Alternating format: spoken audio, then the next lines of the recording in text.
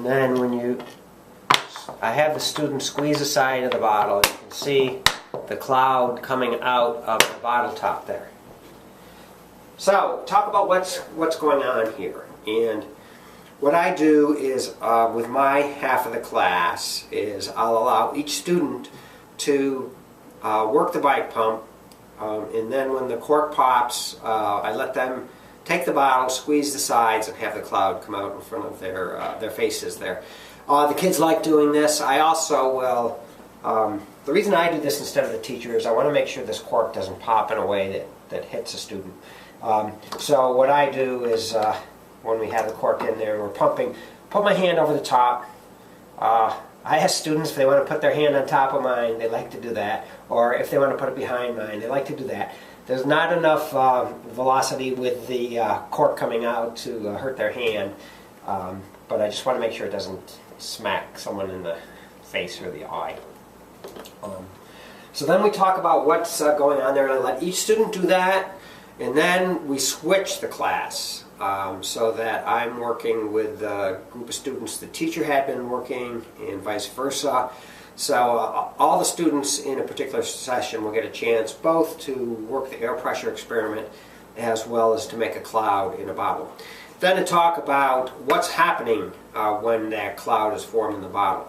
So we have the hot water in the bottom of the bottle. It doesn't have to be boiling water. This is hot tap water. But as I said, you can't let it get too cool because we saw that didn't work. And then the explanation is what is happening here. The air pressure builds up in the bottle and builds up further and further as you pump until the cork pops. And then the pressure drops very quickly and very significantly. So we have a low pressure situation. We have the air over the water is at a cooler temperature than the water. So these are the conditions that favor the formation of clouds. So when we talk about clouds forming in the atmosphere, as the water as a gas goes up in the atmosphere, it encounters conditions that are cooler and lower pressure, and particularly if it's a low pressure atmospheric condition. And I do explain to the students that when they hear the person reporting the weather say that it's a low pressure condition, it's likely to be cloudy. If it's a high pressure condition, it's not. It's going to be sunny. And that relates to the combination of pressure and temperature that favors cloud formation. So that's how I explain how clouds form.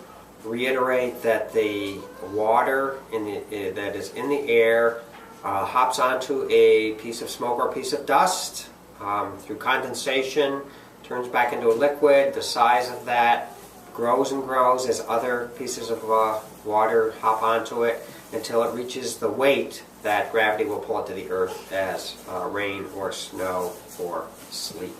I also take this opportunity to introduce the concept of pollution and the fact that smoke and dust is in the air, and that some smoke and dust in the air is just fine. In fact, we need that in order for the hydrologic cycle. I usually don't use that term with these students, but in order for the water to turn back into a liquid and to fall to the earth as precipitation.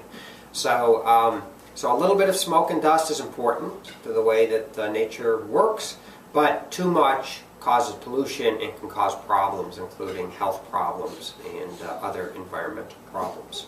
So that experiment is part of my Watershed Science series.